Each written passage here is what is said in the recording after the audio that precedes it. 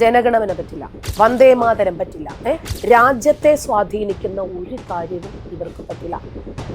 ഒരു നിലവിളക്ക് കത്തിയാൽ ഒലിച്ചു പോകുന്നതാണ് ഇസ്ലാം എങ്കിൽ അതങ്ങ് പോട്ടെ എന്ന് പറയും. ഇസ്ലാമിൽ ദേശീയതയുണ്ട്. ഇസ്ലാമില് മതേതരത്വമില്ല, ജനാധിപത്യമില്ല, ദേശീയതയില്ല. അഷ്കർ എന്ന് പറയുന്ന ഒരാള് ഒരു പിഞ്ചു കുഞ്ഞിനെ ക്രൂരമായി കൊന്നതിനെ കുറിച്ച് നമ്മൾ കേട്ടു. അവിടെയും ഒരു ലവ് ജിഹാദ് നടക്കുന്നുണ്ട്. കാരണം ഇവന്റെ അപ്പോഴത്തെയും പ്രശ്നം എന്താണ്? ഇവരുടെ ഈ കുഞ്ഞ് കാഫിറിന്റെ കുഞ്ഞ്. ഇത്രയും ക്രൂരതയൊക്കെ ഈ കുഞ്ഞിനോട് ചെയ്യണമെങ്കിൽ ഇവന്റെ ഉള്ളിൽ ഈ പകയുണ്ട്. അപ്പൊ അവളും അതിന് സപ്പോർട്ട് നിന്നു എന്നുള്ളതാണ് നമ്മൾ മനസ്സിലാക്കുന്നത്. ഈ മതത്തിന്റെ ഏത് വശമാണ് ഇവർ പറയുക? പെണ്ണുങ്ങളോട് പെർഫ്യൂം അടിക്കരുത്, അവള് വേശ്യയാണ്. ഇന്ന് പെർഫ്യൂം അടിക്കാത്ത ഏത് പെണ്ണാണുള്ളത്? ലിപ്സ്റ്റിക് ഇടരുത്, അവള് വേശ്യയാണ്. ഒരുങ്ങരുത്, അവള് വേശ്യയാണ് എന്ന് പറഞ്ഞാൽ സ്വാഭാവികമായിട്ടും ആദ്യത്തെ വേശ്യാവൃത്തി ഇവരുടെ വീടാണെന്ന് പറയേണ്ടി വരില്ലേ? വേശ്യാലേ. ഈ സൂര്യൻ 17 വർഷം ഇവന്റെ കളിക്കൂട്ടുകാരനായിരുന്ന ആളാണ്. ടാറ്റ പറഞ്ഞു പോകുമ്പോൾ ആ അമ്മ അറിഞ്ഞില്ല ഈ കുഞ്ഞിന്റെ അവസാനത്തെ ടാറ്റ കാണിക്കലാണ്. ഈ കുട്ടി എതിർക്കാൻ ശ്രമിച്ചപ്പോൾ 16 പേരും ഈ കുട്ടി ആക്രമിച്ച് കൊലപ്പെടുത്തി, കഴുത്ത് മറന്നു. നമ്മളിപ്പോൾ ഇസ്ലാമിനെ കുറിച്ച് പറയുമ്പോൾ ഇപ്പോൾ ലവ് ജിഹാദ് അടക്കമുള്ള പ്രശ്നങ്ങൾ വരുമ്പോൾ അതിൽ ഏറ്റവും കൂടുതൽ ഇരയാക്കപ്പെടുന്നത് സ്ത്രീകളാണ്, അല്ലെങ്കിൽ പെൺകുട്ടികളാണ്. ശരിക്കും പെണ്ണിന് എന്താണ് ഇസ്ലാം മതത്തിൽ സ്ഥാനമുള്ളത്? ഒന്നാമത്തെ കാര്യം, ഇസ്ലാമിലെ സ്ത്രീ വിരുദ്ധത സ്ത്രീകൾ ഉൾക്കൊള്ളുന്നില്ല എന്നതാണ്. ആദ്യം നമ്മൾ അവിടെയാണ് ഫോക്കസ് ചെയ്യേണ്ടത്. അതായത് സ്ത്രീ എന്ന് പറഞ്ഞാൽ വെറും ഒരു പേറിയന്ത്രം മാത്രമാണ്. ഒരഭിപ്രായത്തിന്, ഒരു വസ്ത്രം തിരഞ്ഞെടുക്കാൻ, ഒരു വിദ്യാഭ്യാസം, നമുക്ക് ഇന്ന കോഴ്സ് എനിക്ക് വേണം, അതല്ലെങ്കിൽ ഒന്ന് ആലോചിച്ച് നോക്കിയാൽ നമുക്ക് മനസ്സിലാകും. ഈ മുസ്ലിം കമ്മ്യൂണിറ്റിയിൽ നിന്ന് 100 കണക്കിന് PT ഉഷമാരുണ്ടാകേണ്ടതാണ്. ഈ മതമാണ് അവരെ അതിൽ നിന്നും പിന്തിരിപ്പിച്ചത്. എത്രയോ കണക്കിന് APJ അബ്ദുൽ കലാമുമാരുണ്ടാകണമായിരുന്നു ഈ കമ്മ്യൂണിറ്റിയിൽ നിന്ന്. അപ്പോൾ ഇതിനൊക്കെ തടസ്സമായി നിന്നത് ഈ മതമാണ്. ഈ മതത്തിൻ്റെ ഇത്തരം തിട്ടൂരങ്ങളാണ്. അതായത് പുരുഷൻ എപ്പോഴും മേൽക്കോയ്മ, അവൻ എത്ര വേണമെങ്കിലും കെട്ടാം, എങ്ങനെ വേണമെങ്കിലും ആകാം. അപ്പോൾ പിന്നീടായപ്പോൾ ഈ പെൺകുട്ടികൾക്ക് തോന്നി അത് കുഴപ്പമൊന്നുമില്ല, ഇതാണ് നല്ലത്. എപ്പോഴും പുരുഷൻ ഡ്രൈവ് ചെയ്യട്ടെ, നമുക്കിവിടെ ഇരുന്നാൽ മതി, എന്തിനാ പെണ്ണ് ഡ്രൈവ് ചെയ്യുന്നത്?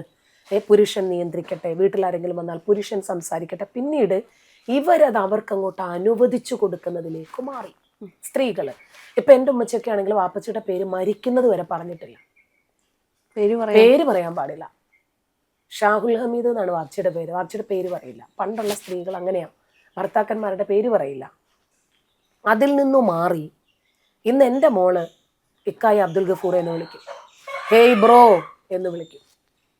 എന്നിട്ട് എന്തെങ്കിലും പറയുമ്പം സഹോദര ഒന്ന് കേൾക്ക് സഹോദര എന്ന്. അപ്പം ഡാ പോടാ വാടാ പോടാ എന്നുള്ള ഒരു ബന്ധത്തിലേക്ക് കുട്ടികൾ മാറി. അപ്പോൾ ഇവരോട് അന്നത്തെ മതത്തിൻ്റെ തിട്ടൂരങ്ങൾ ഇന്ന് അടിച്ചേൽപ്പിക്കാൻ പറ്റുമോ? ഇല്ല. പെണ്ണ് അടുക്കളയിൽ ഇരുന്നാൽ മതി, അതെന്താ ഞാൻ ഉമ്മറത്തിറങ്ങിയാൽ എന്ന് കുട്ടികൾ ചോദിക്കില്ലേ? ഇപ്പം ആൺകുട്ടികൾക്ക് വലിയ ഒരു ഗ്ലാസ് ചായയും പെൺകുട്ടിക്ക് പകുതി ചായയും കൊടുത്താൽ അവളത് സമ്മതിക്കുമോ? അപ്പം ഇന്ന് ഈ മുസ്ലിം കുടുംബങ്ങളിലാണ് ആദ്യം ഈ സ്ത്രീ വിവേചനത്തെ കുറിച്ചിട്ട് ചോദ്യം ചെയ്തു വരുന്നത്. ചുമ്മാ നിങ്ങൾ പെറുക. മുമ്പ് 1-2 മതപുരോഹിതന്മാർ പെൺകുട്ടികൾ വിവാഹത്തിന് സമ്മതിക്കുന്നില്ല എന്ന് പറഞ്ഞ ആകുലതയുമായിട്ട് വന്ന് ഒരാഴ്ച പോലും ആയിട്ടില്ല. അതായത് ഓരോ അല്ലല്ല അയാൾ സമൂഹത്തിൽ പറയുന്നതാ, ഒരാഴ്ചയൊക്കെ ആയിട്ടേ ഉള്ളൂ. അപ്പം അദ്ദേഹം പറയുന്നത് ഇങ്ങനെയാണ്, ഈ പെൺവീട്ടുകാരുടെ മിച്ചറും ചായയും തീരുന്നതല്ലാതെ ഈ പെൺകുട്ടികൾ കല്യാണത്തിന് സമ്മതിക്കുന്നില്ല, അവർക്ക് പഠിക്കണോ അത്രേ, അവർക്ക് ജോലി വേണം അത്രേ. നമ്മളിതാണ് ആഗ്രഹിക്കുന്നത്. പക്ഷെ ഇവരിതൊരു കുറ്റമായിട്ടാണ് കാണുന്നത്. നമ്മളെപ്പോലെയുള്ള ആളുകൾ കാരണമാണ് ഈ പെൺകുട്ടികൾ ഇങ്ങനെ ധാർഷ്ട്യക്കാരായി മാറുന്നത്. അല്ല, അവർ വ്യക്തിത്വ വികാസമുള്ളവരായിട്ട് മാറുക. നമ്മൾ നമ്മുടെ അഭിപ്രായങ്ങൾ പറയുമ്പോഴും നമുക്ക് ലഭിക്കേണ്ടുന്ന അവകാശങ്ങൾക്ക് വേണ്ടി ഫൈറ്റ് ചെയ്യുമ്പോഴും അതൊരു തൻ്റെ ഇടമല്ല. ഇനി അത് തൻ്റെ ഇടമാണെങ്കിൽ അത് പെൺകുട്ടികൾക്ക് വേണമെന്നാണ് നമ്മൾ പറയുന്നത്. അവർക്ക് വേണ്ടി ജീവിക്കാൻ തുടങ്ങിയതിന് വേണ്ടി ജീവിക്കണം. ആരുടെയെങ്കിലും ഇഷ്ടത്തിന് വേണ്ടി ബലിയാടാകലല്ല ഒരു പെൺകുട്ടിക്ക് വേണ്ടത്. ഇപ്പം ഇക്ക മോളോട് 20 വയസ്സായി കെട്ടിക്കാം എന്ന് പറയുമ്പം അപ്പവേ കെട്ടിക്കോ അപ്പ, എനിക്ക് സമയമായിട്ടില്ല, എനിക്കൊരു ഡോക്ടർ ആകണ്ടേ, എനിക്ക് എൻ്റെ ഡ്രീം സെറ്റ് ചെയ്യണ്ടേ, ഇങ്ങനെയാണ് കുട്ടികൾ ചോദിക്കുന്നത്. ഈ രൂപത്തിലേക്ക് മുസ്ലിം കമ്മ്യൂണിറ്റിയിലെ കുട്ടികൾ വളർന്നു വരുന്നു. ഇപ്പോൾ കേരളത്തിൽ ആദ്യത്തെ ഒരു പൈലറ്റ് 19 വയസ്സുകാരിയായ ഒരു മുസ്ലിം പെൺകുട്ടിയാണ്.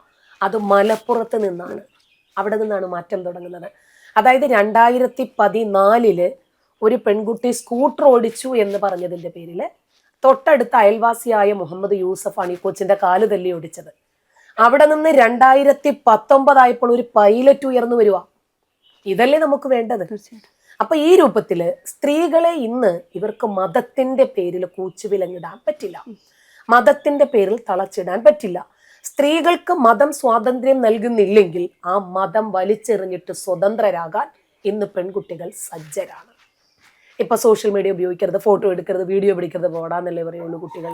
ഇന്നത്തെ കുട്ടികൾ അത് ഉൾക്കൊള്ളില്ല. അതുപോലെ ആൺകുട്ടികളുമായിട്ട് കൂട്ടുകൂടരുത്. ഇന്ന് ഏറ്റവും കൂടുതൽ മുസ്ലിം പെൺകുട്ടികൾക്ക് കൂട്ടുള്ളത് ആൺകുട്ടികളുമായിട്ടാണ്. കാരണം അവർ തന്നെ പറയുന്നത് വിശ്വസിച്ച് നമുക്ക് കാര്യങ്ങൾ പറയാൻ ആൺകുട്ടികളെ പറ്റുള്ളൂ, അവർ ചതിക്കത്തില്ല എന്നാണ് പറയുന്നത്. അപ്പൊ ആ ഒരു അന്തരീക്ഷത്തിലേക്ക് നമ്മൾ കൊണ്ടുവന്നപ്പോൾ ഇവർ വീണ്ടും 6-ാം നൂറ്റാണ്ടിലേക്ക് ഈ കമ്മ്യൂണിറ്റിയെ കൊണ്ടുപോയി കെട്ടാനാണ് ശ്രമിക്കുന്നത്. അപ്പൊ സമസ്ത പറയുന്ന തിട്ടൂരങ്ങളൊന്നും ആരും അംഗീകരിക്കില്ല എന്നത് വാസ്തവം. പക്ഷെ ഈ സാഹചര്യത്തിലും ഇവരിത് പറയാൻ ധൈര്യം കാണിക്കുന്നു എന്നതാണ് അത്ഭുതം. ഇപ്പോൾ VD സതീശനെ പോലെ ഒരു മുഖ്യമന്ത്രി ഇരിക്കുമ്പോൾ ഇവർക്ക് എന്തും പറയാം. അപ്പൊ ജെൻഡർ ന്യൂട്രൽ യൂണിഫോം അത് ഇവർക്ക് പറ്റില്ല, ജനഗണമന പറ്റില്ല, വന്ദേ മാതരം പറ്റില്ല. അപ്പോൾ ഇങ്ങനെ രാജ്യത്തെ ബാധിക്കുന്ന, രാജ്യത്തെ സ്വാധീനിക്കുന്ന ഒരു കാര്യവും ഇവർക്ക് പറ്റില്ല. ഇന്നത്തെ കമ്മ്യൂണിറ്റിയിലെ കുട്ടികൾ ജനഗണമന പാടില്ല എന്ന് പറഞ്ഞാൽ അവിടെ അംഗീകരിക്കുമോ? അതെന്താ പാടിയാലെന്ന് ചോദിക്കും. ഒരു നിലവിളക്ക് കത്തിയാൽ ഒലിച്ചു പോകുന്നതാണ് ഇസ്ലാമെങ്കിൽ അതങ്ങ് പോട്ടെ എന്ന് പറയും. മുമ്പ് ഒരു ജമാഅത്തെ ഇസ്ലാമി പുരോഹിതനുമായിട്ട് മതം വിട്ടവർ എന്നുള്ള പ്ലാറ്റ്ഫോമിൽ എൻ്റെ ചാനലിലാണ് വന്നിരുന്നപ്പം അദ്ദേഹം എന്നോട് പറയാണ്, ഞാൻ നിങ്ങളെക്കുറിച്ചിട്ടൊക്കെ അറിയുകയും നിങ്ങൾ പറയണതൊക്കെ പഠിക്കുകയും മനസ്സിലാക്കുകയും ചെയ്തപ്പോൾ മൂത്രം ഒഴിക്കുന്നത് പോലെ എന്നിൽ നിന്നും ഇസ്ലാം ഒലിച്ചു പോയി എന്ന് അദ്ദേഹം പറഞ്ഞത്. അപ്പോൾ ഇത് പലപ്പോഴും അറിവിൻ്റെ അഭാവമുണ്ട്, ഇവർക്ക് അറിയില്ല. അറിഞ്ഞു കഴിയുമ്പോൾ ഇവർ നമ്മളെ അഡ്മിറ്റ് ചെയ്യും. ഇന്ന് എന്നെ ഏറ്റവും കൂടുതൽ ഫോളോ ചെയ്യുന്നത് മുസ്ലിം കുട്ടികളാണ്. ഈ യൂത്തായിട്ടുള്ള ഒരു 20-25 വയസ്സിനകത്തുള്ള കുട്ടികളാണ്. കാരണം അവർ മനസ്സിലാക്കുന്നുണ്ട്, അവർ മതമാണെങ്കിൽ അവർ മതം ഫോളോ ചെയ്തോട്ടെ, ഞാൻ എന്തിന് അവരുടെ മതം നോക്കണം, ഞാൻ എൻ്റെ സൗഹൃദം മാത്രം ഞാൻ കീപ്പ് ചെയ്താൽ പോരെ എന്നുള്ള നിലയിലേക്ക് വന്നിട്ടുണ്ട്. അപ്പം മക്കൾ പറയും, ഉമ്മച്ചി പറയണത് പോലെയൊന്നുമല്ല, ഞങ്ങളുടെ കൂട്ടുകാർക്കൊന്നും മതമൊന്നുമില്ല, അവരൊന്നും ഈ മതമൊന്നും ഫോളോ ചെയ്യുന്നില്ല. അപ്പം അതിൻ്റെ ഒരു വിഷമം ഈ പൗരോഹിത്യങ്ങൾക്കിടയിലുണ്ട്. അതുകൊണ്ട് അവർ ഈ സോഷ്യൽ മീഡിയയിൽ കൂടി മതം പറയാനും പറ്റില്ല, എന്നാൽ പറയാതിരിക്കാനും പറ്റില്ല. ഈ മതത്തിന്റെ ഏത് വശമാണ് ഇവർ പറയുക? പെണ്ണുങ്ങളോട് പെർഫ്യൂം അടിക്കരുത്, അവൾ വേശ്യയാണ്. ഇന്ന് പെർഫ്യൂം അടിക്കാത്ത ഏത് പെണ്ണാണുള്ളത്? ലിപ്സ്റ്റിക് ഇടരുത്, അവൾ വേശ്യയാണ്. ഒരുങ്ങരുത്, അവൾ വേശ്യയാണ് എന്ന് പറഞ്ഞാൽ സ്വാഭാവികമായിട്ടും ആദ്യത്തെ വേശ്യാവൃത്തി ഇവരുടെ വീടാണെന്ന് പറയേണ്ടി വരില്ലേ വേശ്യാലയം? അപ്പോൾ ഈ കുട്ടികൾ ചോദിക്കാൻ തുടങ്ങി, നിങ്ങൾ നിസ്കരിക്കുന്നത് എന്തിനാ? സ്വർഗത്തിലെ 72 ഹൂറികളായിട്ടുള്ള വേശ്യകളെ കിട്ടാൻ വേണ്ടിയിട്ടല്ലേ എന്ന് തൻ്റെ മകള് തന്നോട് ചോദിക്കുന്നു എന്ന് പരിഭവപ്പെട്ടത് ഒരു പുരോഹിതനാണ്. ആ രൂപത്തിലേക്കൊരു മാറ്റം വന്നിട്ടുണ്ട്. നമ്മൾ സഹിച്ച ത്യാഗത്തിൻ്റെയും നമ്മൾ കൊണ്ട കല്ലേറിൻ്റെയും പരിണിത ഫലമായിട്ട് ആ രൂപത്തിലൊക്കെ ഒരു മാറ്റം ഉണ്ടാക്കാൻ നമുക്ക് കഴിഞ്ഞിട്ടുണ്ട്. ഈ കുട്ടി ചോദിച്ചതുപോലെ അത് വലിയൊരു ചോദ്യമാണ്. കാരണം ഹൂറികളെ പ്രാപിക്കാൻ വേണ്ടിയിട്ടാണ് ഇവിടെ ഇത്രത്തോളം കാര്യങ്ങൾ ഇസ്ലാം മതത്തിലുള്ളവർ ചെയ്യുന്നത്. ഈ കുട്ടികൾക്ക് സ്പാർക്ക് ഉണ്ടാകുന്നത്, അതായത് നിർബന്ധിതമായ സാഹചര്യത്തിൽ അമ്മയെ വേണമെങ്കിലും ഭോഗിക്കാം. ഇന്നത്തെ കുട്ടികൾ വിദ്യാഭ്യാസമുള്ള കുട്ടികളല്ലേ, അവർക്കറിയാം അമ്മ എന്ന പദത്തിൻ്റെ അർത്ഥം എന്താണെന്ന്. അങ്ങനെ വരെ ഇസ്ലാം പഠിപ്പിക്കുന്നുണ്ടോ? അമ്മയെയും മകളെയും കേട്ടാം, അയ്യോ ഇങ്ങനെയൊക്കെ പഠിപ്പിക്കുന്ന ഒരാശയമുണ്ടോ എന്ന് കുട്ടികൾ ചിന്തിക്കില്ലേ? അപ്പോൾ ഇത്തരം സ്പാർക്കുകൾ കുട്ടികളിലേക്ക് എത്തിക്കഴിഞ്ഞാൽ ഈ മതത്തിന് വലിയ ആയുസ് ഉണ്ടാവില്ല. ലവ് ജിഹാദുകൾ ഇന്നും സംഭവിക്കുന്നുണ്ട് എന്നുള്ളതാണ്. ഇന്നും ലവ് ജിഹാദുകൾ സംഭവിക്കുന്നതിൻ്റെ വളരെ പ്രധാനപ്പെട്ട ഒരു കാരണം, ഈ ഹിന്ദു ക്രിസ്ത്യൻ കുടുംബങ്ങളിലെ വീടുകളിൽ കുട്ടികൾ വളരെ ലിബറലായിട്ടാണ് അവരെ വളർത്തുന്നത്. അതായത് അവരുടെ കൂട്ടുകാരെന്തായാലും അവർക്ക് കുഴപ്പമില്ല, അവരെങ്ങനെ പോയാലും അവർക്ക് കുഴപ്പം. അതേപോലെ മുസ്ലിം കുട്ടികളെ കണ്ടിട്ടുണ്ടോ? അവർ ചെറിയ പ്രായം മുതലേ അവരുടെ മതം ശീലിച്ച് ഫോളോ ചെയ്ത് വരികയും ആ മുസ്ലിം കുട്ടികളിൽ നിന്നും ഒരു നിശ്ചിത അകലം പാലിക്കാനും ഒരു പരിധി വരെ ഈ കുട്ടികൾ ശ്രമിക്കുന്നുണ്ട്. എന്നിട്ടും പറ്റാതെയാണ് കുറച്ച് കുട്ടികളെങ്കിലും ഈ ലിബറൽ ആശയത്തിലേക്ക് പോകുന്നത്. പക്ഷേ ലിബറൽ ആശയത്തിലേക്ക് എല്ലാ കുട്ടികളും പോകുന്നില്ല. ഈ ലിബറൽ ആശയത്തിലേക്ക് പോകാത്ത കുട്ടികൾ അവിടെ നിൽപ്പുണ്ട്. അവരാണ് മറ്റുള്ളവരെ കൂടി ഈ പെരുവഴിയിലേക്ക് കൊണ്ടുവരുന്നത്. അവർ വളരെ അപകടമാണ്. കാരണം അവർ ഈ കുട്ടികളുമായിട്ട് കൂട്ടുകൂടിയിട്ട്, ഇപ്പം നമ്മൾ കഴിഞ്ഞ ദിവസം UP-യിൽ കണ്ടു, സൂര്യൻ എന്ന് പറയുന്ന ഒരു 17 വയസ്സുള്ള ഒരു കുട്ടി, അവനെ ആസാദ് എന്ന് പറയുന്ന ഒരു കുട്ടി വീട്ടിൽ വന്നിട്ട്, ആൻറ്റി ഞങ്ങളുടെ ബക്രീദാണ്, ഞങ്ങളുടെ പെരുന്നാളാണ്, പിന്നെ ഒരു ബിരിയാണിയൊക്കെ കൊടുത്തിട്ട് വിടാമെന്ന് പറഞ്ഞിട്ട് പോകുന്നു. ഈ സൂര്യൻ 17 വർഷം ഇവൻ്റെ കളിക്കൂട്ടുകാരനായിരുന്ന ആളാണ്. ടാറ്റ പറഞ്ഞു പോകുമ്പോൾ ആ അമ്മ അറിഞ്ഞില്ല ഈ കുഞ്ഞിൻ്റെ അവസാനത്തെ ടാറ്റ കാണിക്കലാണത്. ഇവനെ കൊണ്ടുപോയിട്ട് അവനോട് ചോദിക്കുന്നു, നീ ആടിനെ ഇറക്കണത് കണ്ടിട്ടുണ്ടോ? ഇല്ല. എന്നാ വാ കാണിച്ചു തരാം എന്ന് പറഞ്ഞു നോക്കുമ്പോൾ 16 കുട്ടികൾ ഇവൻ്റെ കൂടെയുണ്ട്. ഈ 16 കുട്ടികളും തയ്യാറാകുവാണ്. എല്ലാവരുടെയും കയ്യിൽ ആയുധവുമുണ്ട്. ഇവനെ പിടിച്ച് മലർത്തി കിടത്തിയിട്ട് കഴുത്തറുക്കാൻ. ഈ കുട്ടി നല്ല ആകാരമുള്ള കുട്ടിയാണ്. ഈ കുട്ടി എതിർക്കാൻ ശ്രമിച്ചപ്പോൾ 16 പേരും ഈ കുട്ടിയെ ആക്രമിച്ച് കൊലപ്പെടുത്തി, കഴുത്ത് മറുത്തു. ഇവരിൽ ആരെങ്കിലും ഒരാള് വേണ്ടടാ, നമ്മുടെ കൂട്ടുകാരനല്ലടാ, അത് ചെയ്യല്ലടാ എന്ന് പറഞ്ഞിരുന്നെങ്കിലോ. അപ്പൊ നമ്മൾ മനസ്സിലാക്കേണ്ടത് ഈ 16 പേരും ഇവനെ അറുക്കുന്നതിൽ ഒരൊറ്റ അഭിപ്രായമായിരുന്നു. നമ്മൾ ഒരു ഭാഗത്ത് റിഫോർമേഷൻ പറയുമ്പോഴും ഇത്തരം റിജിഡായിട്ടുള്ള മെന്റാലിറ്റികൾ സൂക്ഷിക്കുന്ന കുട്ടികൾ ഇതിനകത്തുണ്ട്. അവരെയാണ് ഈ മതപുരോഹിതന്മാർക്ക് ആവശ്യം. നമ്മൾ പറയില്ലേ, നഞ്ചെന്തിന് നന്നാഴി എന്ന് ചോദിക്കുന്നത് പോലെ ഒരു മതേതര സമൂഹത്തിൽ ഇതുപോലെയുള്ള ഒരു അബ്ദുൽ നാസർ മദനി മതി. ആ സമൂഹത്തെ മുഴുവനും കുളം കലക്കാൻ അത് മതിയാകും. അപ്പം നമ്മൾ ചിന്തിക്കുന്നത് ഇത്രയേ ഉള്ളൂ.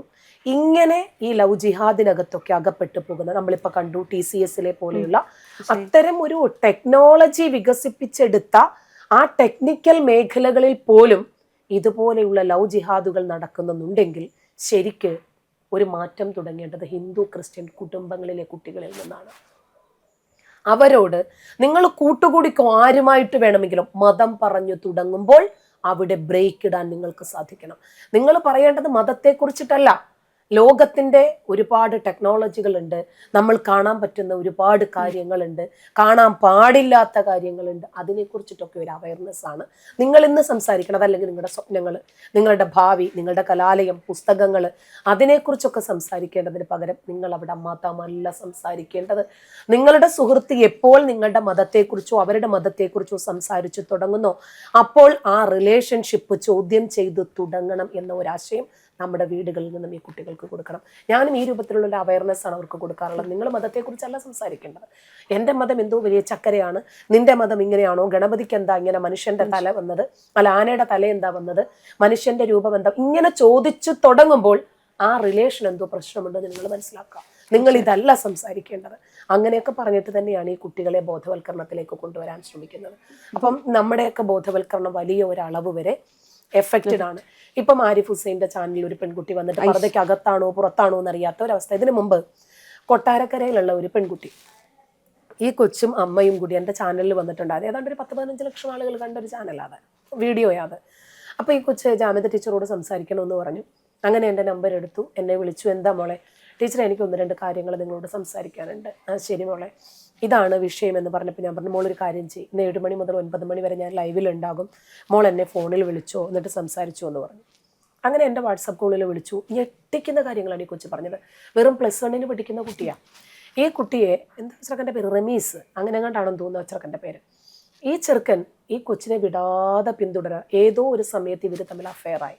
ഈ കൊച്ചു പറയുന്നു നല്ല ഫ്രണ്ട്ഷിപ്പ് ഉണ്ടായിരുന്നല്ലോ, എപ്പോഴാണ് അഫെയർ ആയതെന്ന് പോലും എനിക്കറിയില്ല. ഒരു +1 കുട്ടിക്ക് എത്ര ചിന്തിക്കാൻ പറ്റുമെന്ന് നമുക്കറിയാമല്ലോ. പിന്നെ ഈ കൊച്ചിനെ പൊട്ടിടാൻ ഇവൻ സമ്മതിക്കില്ല. ഭയങ്കരമായിട്ടൊരു ഓവർ കെയറിങ്. തലയിൽ തുണിയിടണം, ഫുൾ സ്ലീവ് ഇടണം. അപ്പോൾ ചുരിദാറൊക്കെ എടുക്കാൻ പോകുമ്പോഴേക്ക് ഈ കൊച്ച് ഷാൾ എടുക്കാൻ തുടങ്ങി. അപ്പോൾ അമ്മ ഇങ്ങനെ ചോദിക്കും, അത്രയും എന്താ മോളെ? ഇല്ലമ്മ, എനിക്ക് എന്തോ ഒരു കംഫർട്ടബിൾ തോന്നുന്നു, അപ്പോൾ എനിക്കിത് മതി. അപ്പോൾ ശരി മോളെ, എന്നാൽ അങ്ങനെ ആവട്ടെ. അമ്പലത്തിൽ പോകുന്നില്ല, അതെന്താ? ഇല്ലമ്മ, ഞാൻ ഇവിടെ നിന്ന് പ്രാർത്ഥിച്ചോളാമെന്ന് പറയുന്നു. പിന്നീട് വീട്ടിൽ ഏതോ ഒരു റിലേറ്റീവ് വന്നപ്പോഴേക്ക് ഇവൻ എന്തിനാവാൻ വന്നത്, സഹോദരനോട് സംസാരിക്കാൻ പാടില്ല, അച്ഛനോട് സംസാരിക്കാൻ പാടില്ല എന്നൊക്കെ ആയപ്പോഴേക്ക് ഈ കൊച്ച് വിഷം കഴിച്ചു. അപ്പോൾ അമ്മ എന്തിനാ വിഷം കഴിച്ചതെന്ന് ചോദിച്ചപ്പം മാർക്ക് കുറഞ്ഞത് കൊണ്ടാണെന്ന് പറയുന്നു. അങ്ങനെ ഈ കൊച്ചിനെ പിന്നീട് ഈ ചെറുക്കൻ ബസ്സിൽ പോകുന്നു, വീട്ടിൻ്റെ അടുത്ത് നിന്ന് 2 പേരും ബസ്സിൽ കയറുന്നു. ബസ്സിൽ വെച്ചിട്ട് ഈ കൊച്ചിൻ്റെ മുഖത്തടിക്കുന്നു ഈ പയ്യൻ. അപ്പോൾ എന്തിനാണ് അടിച്ചതെന്ന് ചോദിച്ചപ്പോൾ അത് ഷാളില്ലാതെ അച്ഛൻ്റെ അടുത്ത് പോയതിനാണെന്ന് പറയുന്നു. എന്നിട്ട് ഇവൻ വലിയൊരു പാറപ്പുറത്ത് കയറിയിട്ട് ഈ കൊച്ചിനെ വിളിക്കുവാണ്, ഞാൻ നിൻ്റെ പേരെഴുതി വെച്ചിട്ട് ആത്മഹത്യ ചെയ്യാൻ പോവാണെന്ന്. ഈ കൊച്ചു വീട്ടിൽ വന്നിട്ട് 22 പേജുള്ള ഒരു കത്തെഴുതി. അവനെ പരിചയപ്പെട്ടത് മുതൽ ഇതുവരെ ഈ കൊച്ച് അനുഭവിച്ചു വന്ന പ്രയാസങ്ങളല്ല. അമ്മയോട് പറഞ്ഞാൽ ഈ കൊച്ചിനെ കൊല്ലുമെന്ന് പറഞ്ഞു. പലപ്പോഴും ഈ കൊച്ച് അമ്മയോട് പറയണം എന്ന് വിചാരിച്ചതാണ് അത്രേ. അവസാനം ഇവൻ ഈ പാറപ്പുറത്ത് കയറി വന്നിട്ട് ഞാൻ താഴേക്ക് ചാടാൻ പോവുകയാണ് നിൻ്റെ പേരെഴുതി വെച്ചിട്ട് എന്ന് പറഞ്ഞപ്പം ഈ കൊച്ച് അമ്മയോട് പറഞ്ഞു. അമ്മ പെട്ടെന്ന് ഈ കൊച്ചിനെ പിടിച്ചിട്ട് കൊട്ടാരക്കര പോലീസ് സ്റ്റേഷനിലേക്ക് പോയി 22 പേജുള്ള കത്തും എടുത്തു. അങ്ങനെയാണ് ഈ പ്രശ്നം പുറം ലോകം അറിയുന്നതും വാർത്തയാകുന്നതും. അപ്പം ഇതുപോലെ ഈ കൊച്ചു തുടക്കത്തിലേ തന്നെ ഇത് മനസ്സിലാക്കി ഇതിനെ പ്രതിരോധിക്കാൻ ശ്രമിച്ചത് കൊണ്ട് ഇത് രക്ഷപ്പെട്ടു. അതല്ലായിരുന്നെങ്കിലോ? എന്നിട്ട് പിന്നീടാണ് അറിയുന്നത് ഇവളെ വിളിച്ചിറക്കി കൊണ്ടുപോയാൽ സ്വീകരിക്കാൻ ഇവൻ്റെ അമ്മയും ഇവൻ്റെ ഉമ്മുമ്മായും വാപ്പയും ഒക്കെ സന്നദ്ധരായിരിക്കുകയാണ്. +1 ആയിട്ടുള്ളൂ, 1 വർഷം കൂടെ കഴിയണം, എന്നിട്ട് വേണം കൊണ്ടുപോകാൻ. അപ്പം ഇതുപോലെയുള്ള ആളുകളെ പ്രതിരോധിക്കണമെങ്കിൽ നമ്മുടെ കുട്ടികൾക്ക് നമ്മൾ നല്ല രൂപത്തിലുള്ള അനുഭവ പരിജ്ഞാനങ്ങൾ മനസ്സിലാക്കി കൊടുക്കണം. ഈ മതത്തിലേക്ക് പോയ ആളുകൾ അനുഭവിക്കേണ്ടി വന്ന പ്രയാസങ്ങളൊക്കെ ഇവർക്ക് ബോധ്യപ്പെടുത്തി കൊടുക്കണം. അതല്ലാതെ ഇതിന് പ്രത്യേകിച്ച് ഒരു സൊല്യൂഷൻസ് ഇല്ല. ഇപ്പം നമ്മൾ കുറച്ച് ദിവസങ്ങൾക്ക് മുൻപ് അഷ്കർ എന്ന് പറയുന്ന ഒരാൾ ഒരു പിഞ്ചു കുഞ്ഞിനെ ക്രൂരമായി കൊന്നതിനെ കുറിച്ച് നമ്മൾ കേട്ടു. അവിടെയും ഒരു ലവ് ജിഹാദ് ഉണ്ടോ എന്ന് സംശയിക്കേണ്ട ഒരു സാഹചര്യത്തിലൂടെ നമ്മൾ കടന്നു പോകുന്നുണ്ട്. അവിടെയും ഒരു ലവ് ജിഹാദ് മണക്കുന്നുണ്ട്. കാരണം ഈ അഖില എന്ന് പറയുന്ന പെണ്ണിനെ ഏതു വിധേനയും പാട്ടിലാക്കാൻ വേണ്ടിയിട്ട് ഒരു ഡാൻസ് ടീച്ചർ ഉണ്ടായിരുന്നു ഇതിൻ്റെ പിന്നിൽ. അവളാണ് ഇതിൻ്റെ ഏറ്റവും പ്രധാനപ്പെട്ട കണ്ണി. അതിന് ആദ്യത്തെ ചെറുക്കൻ ആത്മഹത്യ ചെയ്യേണ്ടി വരുന്നു. ആ സമയത്ത് ഈ പെണ്ണ് 3 മാസം ഗർഭിണിയാണെന്ന് പറയുന്നു. എന്നിട്ട് ഈ കൊച്ചിനെ വീഴ്ത്താൻ വേണ്ടിയിട്ട് ഈ അഷ്കർ എന്ന് പറയുന്ന പയ്യൻ ഇവൻ്റെ ആദ്യത്തെ ഭാര്യയെ ഇവനും ഇവൻ്റെ ഉമ്മയും പിന്നെ പെങ്ങളും എല്ലാം കൂടി ചേർന്നിട്ട് ക്ലോസറ്റിൽ പിടിച്ച് തലയടിക്കുകയും അങ്ങനെ ടോർച്ചർ ചെയ്തിട്ട് കൊച്ചിൻ്റെ വായിൽ വിഷം ഒഴിച്ചു കൊടുക്കുന്നു. ഇന്നും ആ കൊച്ചു കോമയിലാണ്, ആമിന ആ കൊച്ചിൻ്റെ പേര്. അപ്പോൾ അങ്ങനത്തെ ഒരു സാഹചര്യത്തിൽ നിന്ന് ഇവൻ ഈ അഖിലയുമായിട്ട് ഒത്തുപോകുകയാണ്. ഒരു പ്രോബ്ലവുമില്ല. ഇവൻ്റെ അപ്പോഴത്തെയും പ്രശ്നം എന്താണ്? ഇവളുടെ ഈ കുഞ്ഞ് കാഫിറിൻ്റെ കുഞ്ഞാണ്. ലിംഗാഗ്ര ചർമ്മം കത്രികയിട്ടിട്ട് ഛേദിക്കുക, തൊലി ഉരിക്കുക, സിഗരറ്റ് ഇട്ടിട്ട് അതിൻ്റെ ശരീരമാസകലം പൊള്ളിക്കുക. ഇത്രയും ക്രൂരതയൊക്കെ ഈ കുഞ്ഞിനോട് ചെയ്യണമെങ്കിൽ ഇവൻ്റെ ഉള്ളിലും ഈ പകയുണ്ട്. ഈ 1.5 വയസ്സായ കുഞ്ഞിൻ്റെ 2 കൈയും ഓടി. അപ്പോൾ അവളും അതിന് സപ്പോർട്ട് നിന്നു എന്നുള്ളതാണ് നമ്മൾ എന്തെങ്കിലും ബ്ലാക്ക് മെയിലിങ്ങിന് വിധേയമായിട്ടാണോ? ഇതൊന്നും നമുക്കറിയില്ല. നമ്മൾ ആരെയും ന്യായീകരിക്കാനൊന്നുമല്ല. 100% അവളാണ് അതിൻ്റെ തെറ്റുകാരി, നമ്മൾ സമ്മതിക്കുന്നത്. കാരണം നമ്മുടെ കുഞ്ഞുങ്ങൾക്ക് എന്തെങ്കിലും ഒരു പോറലേറ്റാൽ പോലും നമ്മളത് സമ്മതിച്ചു കൊടുക്കില്ല. അപ്പോൾ സ്വന്തം കുഞ്ഞിനെ ഈ രൂപത്തിൽ ഉപദ്രവിക്കാൻ വേണ്ടിയിട്ട് കൂട്ടുനിൽക്കണം. ഇതൊന്നുമല്ല ഇവിടുത്തെ പ്രധാനപ്പെട്ട വിഷയം.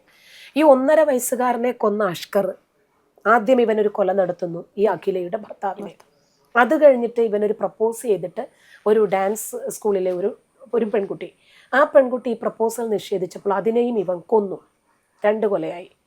3-മതായിട്ടാണ് ഇവൻ ആദ്യം വിവാഹം കഴിച്ച ആമിന എന്ന് പറയുന്ന പെൺകുട്ടിയുടെ സഹോദരൻ 15 വയസ്സുകാരനെ വെള്ളത്തിൽ മുക്കിക്കൊല്ലുന്നു. അവർ പറഞ്ഞു ആ ചെറുക്കന് നീന്തലൊക്കെ അറിയാം, ആ കുട്ടി മരിക്കില്ല എന്നാ പറഞ്ഞു. 3 കൊലയായി. 1.5 വയസ്സുകാരനെയും കൊല്ലുന്നു. പോലീസിന് അവൻ്റെ പേരിൽ ഒരു FIR പോലും ഇടാൻ കഴിഞ്ഞില്ല. പിന്നെ 2 കൈയും ഒടിയുന്നു ഒരു കുഞ്ഞിൻ്റെ, 1.5 വയസ്സുകാരൻ്റെ. ഒരു പോറല് പോലും ശരീരത്തില്ല. കൈയൊക്കെ ഒടിയുന്നെങ്കിൽ എന്തെങ്കിലും ഒരു അപ്പോൾ ഡോക്ടർ, നഴ്സ്, പ്ലാസ്റ്റർ ഇട്ട ആള് എക്സ്റേ എടുത്തപ്പോൾ 12 ദിവസത്തോളം കൈ ഒടിഞ്ഞിട്ട് പഴക്കമുണ്ട് എന്ന് അറിയാൻ പറ്റുന്നില്ല. എവിടെയൊക്കെയോ എന്തൊക്കെയോ ഫാൾട്ട് തോന്നുന്നില്ലേ? ഇവന്റെ ഇൻഫ്ലുവൻസ് വലിയ രൂപത്തിലാണ് എന്ന് തോന്നുന്നില്ലേ? ഇവൻ ഒറ്റയ്ക്കല്ല. ഇവനെ ഇതിന് എൻകറേജ് ചെയ്യിപ്പിക്കാൻ, ഇവനെ മോട്ടിവേറ്റ് ചെയ്യാൻ പണവും സ്വാധീനവും പൊളിറ്റിക്കൽ ഇൻഫ്ലുവൻസുമുള്ള പല ആളുകളും ഇവനെ സഹായിക്കാനുണ്ട്. ഒടുവിൽ ഇവൻ്റെ ഉമ്മ, അവരുടെ സപ്പോർട്ട് തന്നെ നമുക്ക് വ്യക്തമാണ്. എൻ്റെ മോൻ വെള്ളം കുടിച്ചോ എന്ന് പോലും എനിക്കറിയില്ല. ഈ ക്രിമിനൽ 1.5 വയസ്സുകാരൻ മരിച്ചപ്പോൾ അവരെന്താ പറഞ്ഞെന്നറിയാമോ? കൊന്നപ്പോൾ മോൻ അടിച്ചു കാണുമായിരിക്കും, വീണ് തീർന്നായിരിക്കും. വളരെ ലാഘവത്തോടെ ഈ 1.5 വയസ്സുകാരനായ കുഞ്ഞിനോട്. അതേപോലും ഈ കൊടും ക്രിമിനൽ എന്ന് പറയുന്ന അഷ്കറിന് വേണ്ടി രംഗത്ത് വന്നത് ഈ ഉമ്മയാണ്. ഈ കുഞ്ഞിനെ പീഡിപ്പിക്കുന്നത് കണ്ടിട്ടും ഒരു രൂപത്തിലും പ്രതികരിക്കാത്ത 2 മക്കളുടെ അമ്മയാണ് അഷ്കറിന്റെ സഹോദരി. ഇവിടെ എല്ലായിടത്തും പ്രശ്നങ്ങളുണ്ട്. ഇവിടെയൊക്കെ പെണ്ണുങ്ങളാണ് എന്നുള്ളതാണ്. പെണ്ണുങ്ങളാണ് ഇവിടെ എല്ലായിടത്തും. ഈ 1.5 വയസ്സുകാരൻ പ്രതിരോധിക്കേണ്ടി വന്നത് ആരെയൊക്കെയാ? ഈ പെങ്ങളെ, ഈ രാക്ഷസിയായിട്ടുള്ള അഷ്കറിന്റെ ഉമ്മയെ, ഈ കുഞ്ഞിനെ തിരിഞ്ഞു പോലും നോക്കാത്ത ഈ തള്ളയെ. ഈ കുഞ്ഞിനെ ഇങ്ങനെ ഉപദ്രവിക്കുമ്പോഴും ഇവൾ അടുത്തുണ്ട്. ഈ കുഞ്ഞ് വിളിച്ച് കരയുന്നത് അമ്മയെന്നാണ്. അത് തിരിച്ചറിയാൻ ഉള്ളിൽ വേറൊരു സാധനം വേണം. അമ്മ എന്ന വൈകാരികത ഉൾക്കൊള്ളാൻ കഴിയണം. അത് കഴിഞ്ഞിട്ടില്ല.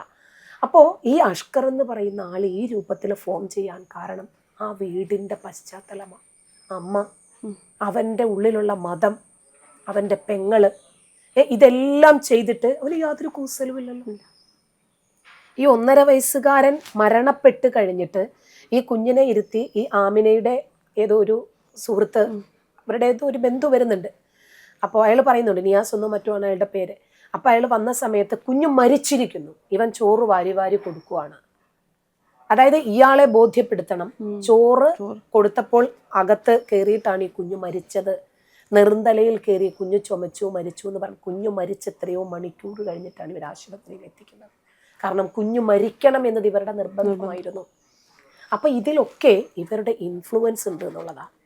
പക്ഷേ ഈ കല്യാണം പൊതുവെ നമ്മൾ പറയുമ്പോൾ ഇസ്ലാം മതത്തിൽ വിശ്വാസം അനുസരിച്ച് സ്ത്രീകളെ സംരക്ഷിക്കാൻ വേണ്ടിയിട്ടുള്ളതാണ്. പക്ഷേ സ്ത്രീകളെ ഇവിടെ നരകത്തിലേക്ക് തള്ളിയിടുന്നതായി കല്യാണം മാറി. സ്ത്രീകൾക്ക് എന്തിനാ സംരക്ഷണം? പുരുഷന്മാർക്ക് വേണ്ടാത്ത ഒരു സംരക്ഷണവും സ്ത്രീക്ക് ആവശ്യമില്ല. സ്ത്രീയെ സംരക്ഷിക്കപ്പെടേണ്ടവളല്ല സ്ത്രീ. അവൾക്ക് പൊതുവേ തന്നെ അവളുടെ അകത്തുണ്ട് പ്രതിരോധിക്കാൻ ഒരു കഴിവും കപ്പാസിറ്റിയും. എൻ്റെ മോൾ ഒറ്റയ്ക്കല്ലേ റഷ്യയിലൊക്കെ പോയിട്ട് വന്നത്, അവൾക്ക് പ്രതിരോധിക്കാൻ കപ്പാസിറ്റി ഉണ്ട്.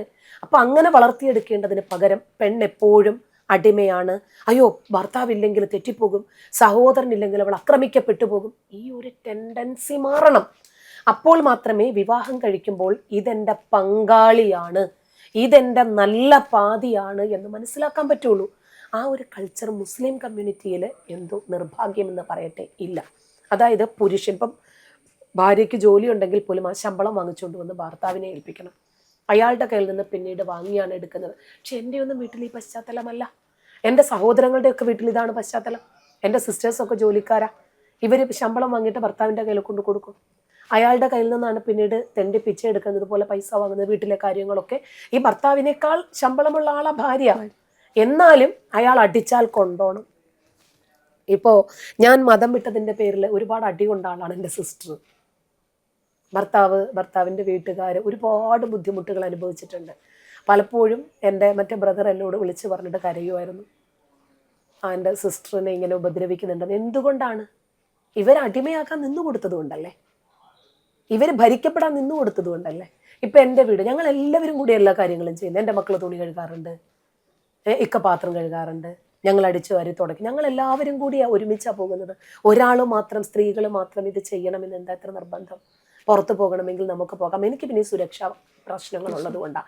നമ്മുടെ വീട്ടിൽ നിന്നാണ് ഈ സമത്വം തുടങ്ങേണ്ടത്, ഈക്വാലിറ്റി തുടങ്ങേണ്ടത്. സ്ത്രീകൾ എന്ന് പറഞ്ഞാൽ റെസ്പെക്റ്റ് ചെയ്യേണ്ടവരാണ്, സ്ത്രീകൾ എന്ന് പറഞ്ഞാൽ സംരക്ഷിക്കപ്പെടേണ്ടവരല്ല. നമ്മളെ പോലെ തന്നെയുള്ള എല്ലാ തരത്തിലുള്ള പ്രതിരോധ കഴിവും സ്ത്രീകൾക്കുണ്ട്. നമ്മളതില്ല. അയ്യോ പെണ്ണാണ്, രാത്രി പോകരുത്, പുറത്തിറങ്ങരുത്, അയ്യോ അങ്ങനെ പറയരുത്, ഇങ്ങനെ എന്താ പറഞ്ഞാല് അവർക്കറിയാം അവരെ സൂക്ഷിക്കാൻ. ആ രൂപത്തിലേക്ക് നമ്മൾ ഫോം ചെയ്ത് കൊണ്ടുവരേണ്ടതാണ്. അപ്പം എന്തോ വിവാഹം എന്ന് പറഞ്ഞാൽ ഇസ്ലാം പഠിപ്പിക്കുന്നത് ബലിഷ്ഠമായ കരാർ, നമീസാക്കൻ അലീല. പക്ഷേ വിവാഹം കഴിക്കുന്നതോടുകൂടി പെൺകുട്ടികൾ അടിമ ജീവിതത്തിലേക്ക് തള്ളപ്പെടുകയാണ്. ഇവർക്ക് എന്ത് ചെയ്യണം, ഏത് ചെയ്യണം, എല്ലാത്തിനും ഭർത്താവിൻ്റെ സമ്മതം വേണം. ആ ഒരു രൂപത്തിലേക്കായിപ്പോയി മുസ്ലിം കമ്മ്യൂണിറ്റി. പക്ഷേ പുതിയ ജനറേഷനിലെ കുട്ടികളെ ഇനി അതിന് കിട്ടില്ല. ടീച്ചർക്ക് എപ്പോഴെങ്കിലും ഈ ഒരു യാത്ര അത്രത്തോളം എളുപ്പമുള്ളതല്ല, തീർച്ചയായും ഒരുപാട് വെല്ലുവിളികൾ, ഒരുപാട് ഭീഷണികൾ എല്ലാം നേരിടേണ്ടി വരുന്നുണ്ട്. എന്തെങ്കിലും ഇനിയൊരാൾ ഈ ഒരു മേഖലയിലേക്ക്, അല്ലെങ്കിൽ ഒരു മുസ്ലിം മതത്തിൽ നിന്ന് പുറത്തേക്ക് വരാൻ തയ്യാറെടുക്കുകയാണെങ്കിൽ ടീച്ചർക്ക് എന്താണ് അവരോട് പറയാനുള്ളത്? അവരോട് പറയാനുള്ളത്, ആദ്യം എന്തെങ്കിലും ഒന്ന് കണ്ടിട്ട് ഇൻസ്പയർഡ് ആയിട്ട് വരരുത്. ഇസ്ലാം വിട്ടിട്ട് നന്നായി മനസ്സിലാക്കി എന്നാൽ പിന്നെ അവർ തിരിച്ചു പോകില്ല. നന്നായി പഠിച്ചു മനസ്സിലാക്കി എന്തുകൊണ്ട് ഞാൻ ഈ ആശയം ഉപേക്ഷിച്ചു, എന്തുകൊണ്ട് ഞാൻ സ്വതന്ത്ര ചിന്ത തിരഞ്ഞെടുത്തു എന്ന് ആദ്യം ഇവർ നന്നായിട്ട് ഉൾക്കൊള്ളണം. പിന്നെ ഒന്നിനും വേണ്ടിയല്ലാതെ മനസാക്ഷിക്ക്, നമ്മുടെ മനസാക്ഷിയിലുണ്ടൊരു കോടതി മനസ്സിൻ്റെ ഉള്ളിൽ, ആ കോടതിയിൽ വിചാരണ ചെയ്ത് എന്തുകൊണ്ട് ഞാൻ ഈ മേഖല തിരഞ്ഞെടുത്തു എന്ന് അവരെ ബോധ്യപ്പെടുത്തണം. 2, ഇത് മറ്റുള്ളവർക്ക് വേണ്ടി കൂടിയാണ്, എൻ്റെ രാജ്യത്തിന് വേണ്ടിയാണ്. മറ്റാരും ഈ അപകടത്തിലേക്ക് അകപ്പെടാതിരിക്കണമെങ്കിൽ ഞാൻ ചില ത്യാഗങ്ങളൊക്കെ സഹിക്കേണ്ടതുണ്ട്. ഞാനിത് മനസ്സിലാക്കണം. എൻ്റെ മതത്തിനകത്തുള്ള പോരായ്മകൾ ഞാൻ തുറന്ന് പറയണം. ആരെയും ഭയപ്പെടാതെ അത് തുറന്ന് പറയേണ്ടതുണ്ട്. അത് ഇനി വരുന്ന ഒരു ജനറേഷന് വേണ്ടിയാണ് ഞാനത് ചെയ്യണം. ഒരിക്കലും ഞാൻ ഈ 6 വയസ്സുകാരിയുടെ വിവാഹത്തെ ന്യായീകരിക്കുകയും ഇഷ്ടംപോലെ പെണ്ണും കെട്ടി ആർമാദിച്ച് ജീവിച്ച ഒരു ഗോത്ര നേതാവിൻ്റെ കൊള്ളയടിയെ ഒന്നും ന്യായീകരിക്കേണ്ട കാര്യം എനിക്കില്ല. വാപ്പ ചെയ്താലും തന്തയിലാഴുകയാണെങ്കിൽ അത് തന്തയിലാഴുകയാണ് എന്ന് മുഖത്ത് നോക്കി പറയത്തക്ക രൂപത്തിൽ ഒരു ആർജവം ഞാൻ നേടേണ്ടതുണ്ട്. ഇതിനകത്ത് എനിക്ക് ഒരുപാട് ബുദ്ധിമുട്ടുകൾ ഉണ്ടായേക്കാം, അതിനെയൊക്കെ സാക്രിഫൈസ് ചെയ്യാൻ തയ്യാറാകണം. ഒരു കാര്യം കൂടി ചോദിക്കട്ടെ, ഇസ്ലാമിൽ ദേശീയതയുണ്ടോ? ഇസ്ലാമിൽ മതേതരത്വമില്ല, ജനാധിപത്യമില്ല, ദേശീയതയില്ല. ഇത് മൂന്നുമില്ല. അത് ജമാഅത്തെ ഇസ്ലാമിയുടെ ഭരണഘടനയിൽ തന്നെയുണ്ട്. അതുപോലെ ജമാഅത്തെ ഇസ്ലാമിയുടെ മൗദൂദി എഴുതിയ ഏത് പുസ്തകങ്ങൾ എടുത്ത് നോക്കിയാലും അതിൻ്റെ മുഖവുരയിൽ തന്നെയുണ്ട്. ഇസ്ലാമിലുള്ളത് മത ആധിപത്യമാണ്. ജനങ്ങൾക്കല്ല ആധിപത്യം, മതത്തിനായിരിക്കണം. ഇസ്ലാമിലുള്ളത് മത ഇതരത്വമല്ല, മതം മാത്രമാണ്. ഇസ്ലാമിലുള്ളത് ദേശീയതയല്ല. കുൻ ഫിദ്ദുന്യാ കഅന്നക ഗരീബുൻ ആബിറു സബീൽ. ഇതല്ല നിന്റെ ലോകം. നിന്റെ ലോകമെന്ന് പറഞ്ഞാൽ മുസ്ലിങ്ങൾ മാത്രമുള്ള ഇസ്ലാമിക ഭരണഘടനയനുസരിച്ച് അള്ളാഹുവിൻ്റെ വിധിവിലക്കുകൾ മാത്രം പ്രാവർത്തികമാക്കുന്ന ഒരു ലോകമാണ്. അത് മതത്തിൽ അധിഷ്ഠിതമാണ്. ഇതാണ് ആ ഇസ്ലാം. ലോകം നേടാനുള്ള യാത്രയാണ്. അതെ, അത് നേടണം നമ്മൾ. ലോകം മുഴുവനും ഇസ്ലാമിൻ്റെ കാൽ കീഴിൽ കൊണ്ടുവരുന്നത് വരെ നമ്മുടെ ഉദ്യമം തീരുന്നില്ല. നമ്മളിങ്ങനെ ശ്രമിച്ചുകൊണ്ടേയിരിക്കണം അതിനുവേണ്ടി. അതാണ് ഖുർആൻ പറയുന്നത്. അതിനെ ചെറുക്കാൻ തന്നെയാണ് അപ്പോൾ ജാമിദ ടീച്ചറുടെ തീരുമാനം. ഡെഫിനറ്റ്ലി. തീർച്ചയായിട്ടും ആ യാത്ര ധൈര്യത്തോടു കൂടി തന്നെ മുന്നോട്ട് പോകട്ടെ, സുരക്ഷിതയായിരിക്കുക എന്നുള്ളത് തന്നെയാണ്. നമസ്തേ.